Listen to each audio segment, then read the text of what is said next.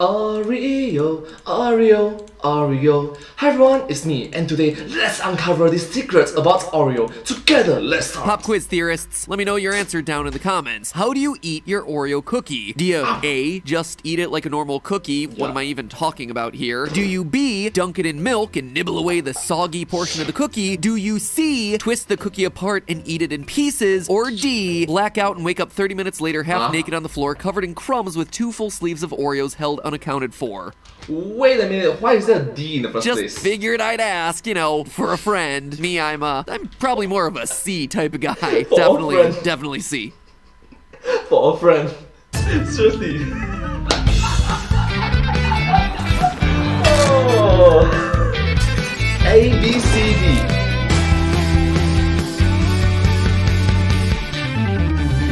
Hello, Internet. Welcome to Food Theory.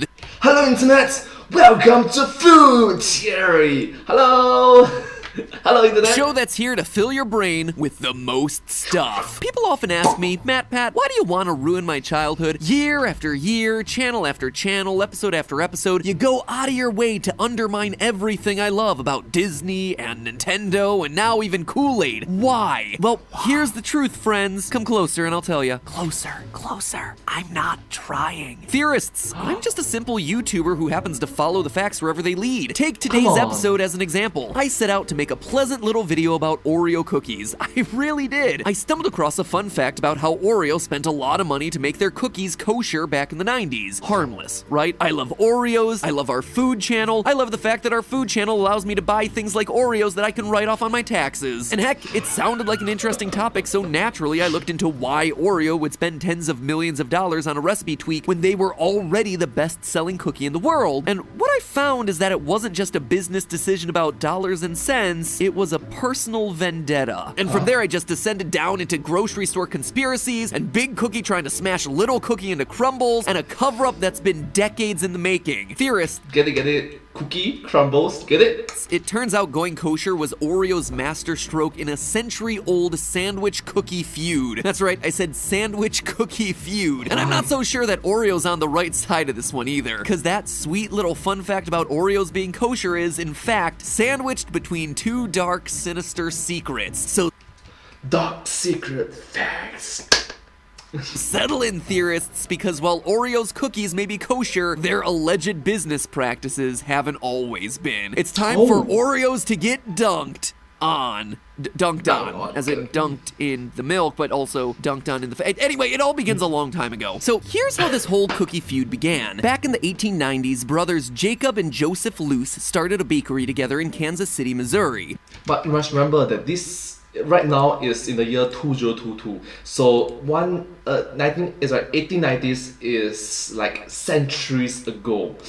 Literally centuries. Very long time ago. Jacob fell ill and went to Europe to recover. While he was away, Joseph used his seat on the company's board to take the company in a new direction and formed the National Biscuit Company, today known as Nabisco. Jacob, the sick brother, was not happy about this decision, eventually recovered from his illness and returned to the States. He decided to get back into the cookie game, but not with Nabisco. Instead, Jacob started the Loose Wiles Biscuit Company with a new business partner, quickly building it up to be the second largest bakery in the U.S.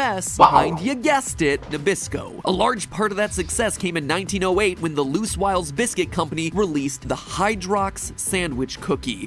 Case in point, you must also remember right now it's in the year 2022, so 1908 is also hundreds of years ago. Come on, man.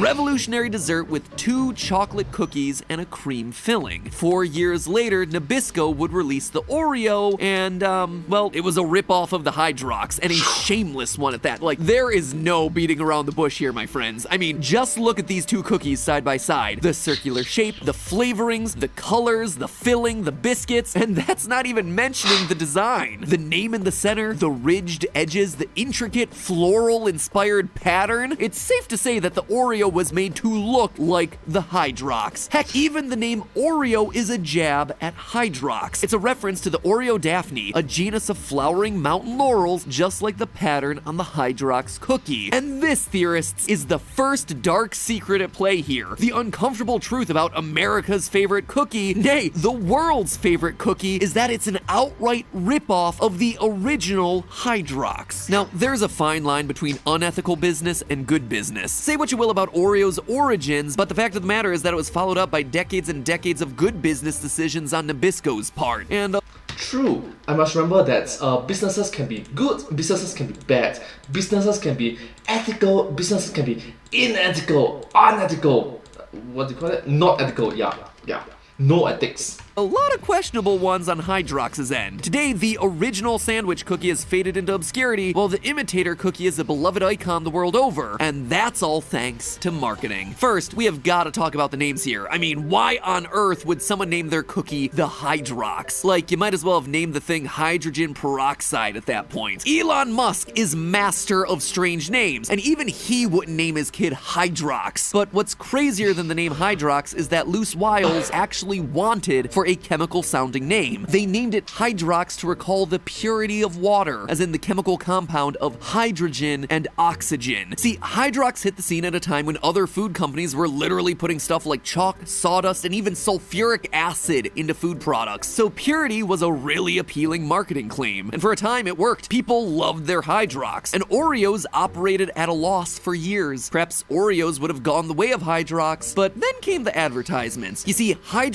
Good PR. Hydrox was annoyed that Oreo copied their idea, and understandably so, but Loose Wile made the mistake of letting that pettiness creep into their ads. For decades, the Hydrox was presented to consumers not as a delightful, delicious snack, but as the first sandwich cookie. But who cares about being the first? It's about what you deliver to the person buying you. And while Hydrox was busy stamping their feet and whining about copycats, Oreos just emphasized the fact that they were fun to eat. It's fun living on a ranch, but who's having the most fun? He's riding a pony, but they're eating Oreo cookies. Delicious Oreo cream sandwich. Not to pile on here, but compare that outrageously wholesome slice of Americana to this Hydrox commercial from the 80s. You like a creamy center?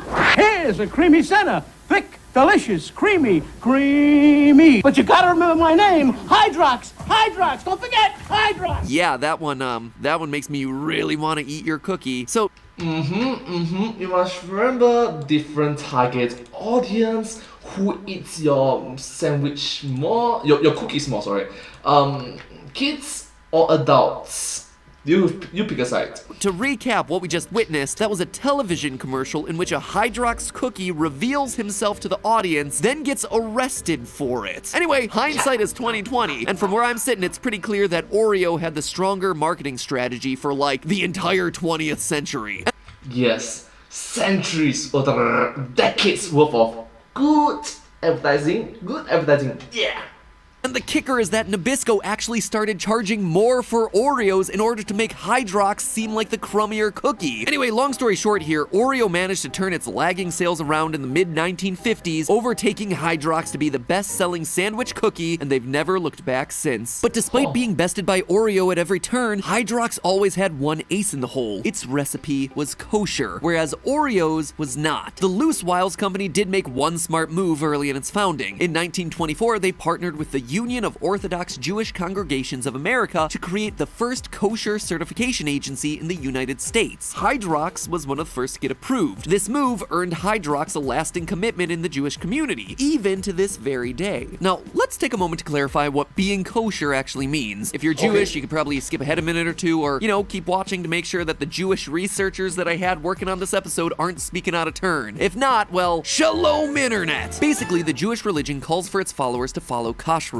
which is a set of dietary laws that describe what Jews can and can't eat and how they can eat it. In chapter 11 of Leviticus in the Torah, God gave Moses and his brother Aaron rules for the children of Israel. There are rules for everything that roams the earth, swims in the seas, and flies in the skies. But the only rule that applies here is this, quote, "Whatsoevereth parteth the hoof and is wholly cloven-footed and cheweth the cud among the beasts, that may ye eat. Pigs have cloven hooves, but they do not chew their cud. Therefore they are not kosher. kosher. That is why Oreos were historically considered treif, or non-kosher. The original recipe called for lard to give that white cream center its tasty buttery texture. Lard is rendered from pig fat. That's right, what's that creamy stuff in the middle of an Oreo cookie? Well, amongst other things, pig fat. Anyway, lard worked fine in the white creamy stuff for decades until the public started to get concerned about saturated fats, at which point Oreo adjusted its recipe to use hydrogenated vegetable oil instead. At that point, Oreo found themselves with a cookie that contained fully kosher ingredients, but they didn't have kosher certification because the kitchen and utensils used to prepare kosher food have to be cleansed as well. And for a company of their size, obtaining that certification would be no small or inexpensive undertaking, as it meant Nabisco would need to get their factories kosherized, which, by the way, is apparently a real word. I looked it up. Nabisco knew the price tag of kosherization would be massive, but it would be worth the cost, right? Who wouldn't want more customers in the Jewish community? Well, it's not that clear-cut of a story. The market for kosher cookies is pretty teeny. Less than 2% of the US's population is Jewish, and a minority of those, only about 20%, actually keep kosher. Worldwide, there are about 14 million Jewish people around the world in 2010, representing 0.2% of the global population, and of those, only 50% stay kosher. So at most, you're talking about maybe 7 million new customers for a cookie that is already dominantly the #1 cookie in the world. And yet, in 1994, Oreo pulled the trigger and began what's likely the most expensive corporate kosherization of all time. Why'd they do it? Well, it's not as though Oreo made their true intentions public knowledge. The company claims that it was all about ice cream. A lot of kosher certified ice cream companies apparently wanted to partner with Oreo, but couldn't because the cookie brand wasn't certified.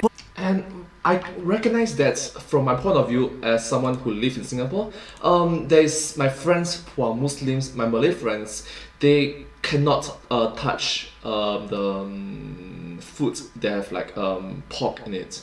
So it sort of like broadened the horizons for more Muslim friends, more customers to consume their cookies, which is a lot of money lah. So great. But really, the choice to go kosher came with an added benefit for Oreo, and this benefit was both business and personal in nature. The kosher niche market was pretty much the only thing that their old rival Hydrox had going for them at that point. By going kosher, Oreo realized that they might finally be able to put their nemesis Hydrox out of business for good, and that's exactly what happened. 4 years and tens of millions of dollars later, Oreo finally got their kosher certification, and by 2003, Kellogg's, who owned Hydrox, stopped making the cookies altogether. Hydrox, the original sandwich cookie, had finally been done in by the copycat. That is, until a few years ago when Hydrox came back. In 2015, a small candy company that thrives on nostalgia called Leaf Brands decided to bring back the original sandwich cookie. A return that would, go figure, also come packaged with an $800 million complaint filed against Oreo's parent company, Mondelez International. Alright, wow, that's a lot of money. $800 million, literally hundreds of millions. Multi-million-dollar, a lot of money. This, theorists, is the other dark secret that I teased earlier in the video. Oreo, after all these years, is still allegedly playing dirty to kill off Hydrox. Only this time the battle's happening in the grocery store cookie aisle. I mean, it sounds crazy, but since 2015, Leaf Brands have found example after example of Hydrox being hidden behind Oreo packages, being turned sideways on the shelf, being shoved to the back of the shelves, moved to the top shelves, pretty much anywhere except for where the consumer could easily see them. Why would that have anything to do with Mondelez International or Oreo brand? Because Mondelez is literally in charge of product placement on cookie shelves. That's right, these days big companies like Mondelez International, who spend a lot of money on in-store marketing, can actually become what's known as category captains for their aisles. This means that they decide how the shelves are laid out, not just for themselves, but also, strangely enough, for their competitors, which is just like the most monopolistic thing out there. It is so insane. It'd be like letting Babe Ruth umpire a Yankees game. It's like letting a defendant judge his own trial. It's like letting Food Theory choose your suggested video feed. Okay, maybe that one isn't so bad. Furthermore, Mondelez has the resources to do direct store distribution, meaning they send their own people to physically place the products on shelves rather than letting the store handle it. So when a certain product is regularly found hidden or out of place or in an inconvenient position, there's a good chance either the category captain or the person stocking the shelves is to blame. And in Hydrox's case, Mondelez is often both. Basically these days, the grocery store is cutthroat and there's no place for the little guy. So does this mean that Hydrox is doomed yet again? Has it slipped to the bottom of the milk glass and gotten soggy and inedible? Not so fast. If Hydrox wants to be the little brand that could, ironically enough, they just need to go back to their roots. Just like the cookie, this story is coming full circle. Remember how I said in the early 20th century consumers were really concerned about food purity because of the literal poisons that were being stuffed into the food that they were purchasing? And that's why Hydrox got their name? Well, today we seem to be going through that exact same process, asking ourselves what we're eating and if it's doing more harm than it's worth. And once you know it, But Leaf Brands is producing the reborn Hydrox using the original Loose Wiles recipe, which calls for all non-GMO ingredients, including real cane sugar and real vanilla. Realistically, Hydrox is gonna get way more bang for their buck advertising as a healthier alternative to Oreo rather than sticking with the same griping and borderline flashing that they'd been doing for decades. And best of all, we know that that strategy can work in the face of juggernauts like Oreo, Nabisco, and Mondelez. Let me introduce you to Tate's Bake Shop, a small brand of chocolate chip cookie that in less than 20 years broke through the crowded cookie market to give Mondelez, a company that made billions in the cookie aisle, a run for their money. The reason Tate's Bake Shop was so successful was that it was a premium product made with the same ingredients that you or I would use to make cookies. Chocolate chips, unbleached flour, butter, eggs, vanilla, you know, normal sounding stuff, not chemical names. And it worked. People were snatching them up, causing an upheaval in the chocolate chip cookie market strong enough to get Mondelez to purchase the brand for $500 million in 2017. Wow, 2017 was 5 years ago, before the global pandemic period. But still, $500 million. It's literally hundreds of million dollars. Multi-million deal, man. Multi-millions. Hydrox has the same advantage, so use it. Why not try something different? And if you don't mind, might I suggest starting with the name? But hey, speaking of fresh, healthy ingredients, maybe you should try something different today, like HelloFresh, the sponsor of today's episode. Theorists, do you want 12 free meals delivered right to your door with zero delivery charge? No nothing? Just free food immediately on your doorstep? Well then listen up. Go to HelloFresh.com by clicking the code down in the description and use the code FOODTHEORY12 to get 12 free meals including free shipping. Heard that right, 12 meals all delivered right to your door for free. Like, if that's not a deal that's worth giving a try, I don't know what is. HelloFresh sends recipes and meal kits straight to your door every week, and let me tell you, the ingredients arrive on time, they're fresh, and the meals are delicious. Running 4 channels that produce 6 videos a week, plus having a 2-year-old, my time is pretty tight these days, so having the meal decisions and ingredient shopping taken care of by HelloFresh is a lifesaver, meaning that my free time stays free. I'm not having to run as many errands or choose what to eat. It is there for me on the doorstep, giving me more time to play with Ollie, to relax, and read up on the disturbing histories of all my childhood favorite brands so I can ruin them in the series for you. Seriously, for our family, HelloFresh helps me avoid just grabbing fast food for every meal. It works a variety of high-quality meals into our week, avoids getting into recipe rut, and has really cut down on my blackout sandwich cookie binges. HelloFresh is an absolute lifesaver. It's also an earth saver. HelloFresh's carbon footprint is 25% lower than that of meals made with store-bought groceries, and they gave over 4 million meals to charity last year. So thank you to HelloFresh. I really appreciate your sponsorship. And also sometimes I dream about your garlic bread. Remember, theorists, link is in the top line of the description, HelloFresh.com, and Food Theory 12 at the checkout for 12 free meals, no delivery fees. And lastly, remember, it's all just a theory. A food theory. Bon appetit. Thank you all so much. Thank you all so much for watching this video. I hope you find this video very interesting to watch. If you do like this video, please remember to like, share, and subscribe to my channel, and comment down below if you have anything to share with us. Don't forget to follow my channel, and hope to see you in my next video. Thank you so much. Thank you, and I hope to see you all. Bye bye. But hey, that's just a theory, a food theory. Bon appetit. Thank you.